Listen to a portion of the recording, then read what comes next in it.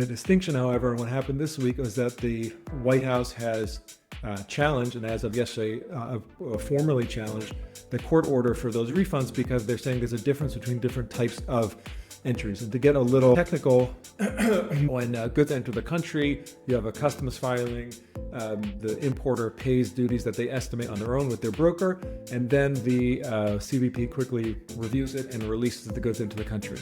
But what could be months later, the CBP will kind of audit what the importer paid in those duties and decide, was it accurate? Did they underpay and we send them a bill, or did they overpay and we send them a refund? And that's called liquidation.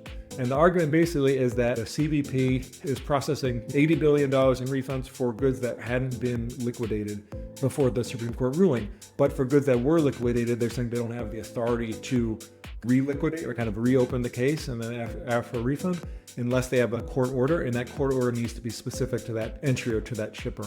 So that would mean that if you're an importer that hasn't sued the government in trade court, that you might not be liable for a refund if on those entries that had already been liquidated.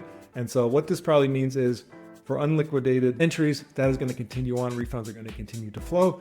How you're going to get a refund for those other goods, they're not saying that they're not required to issue a refund. They're saying they can't give a refund unless there's a court order for those specific goods. And that might take longer for this to be worked out. Or if it means that the government's successful, then it would mean that all these importers would have to sue the government in trade court and get a court order in order to get those refunds. So the saga, the drama continues.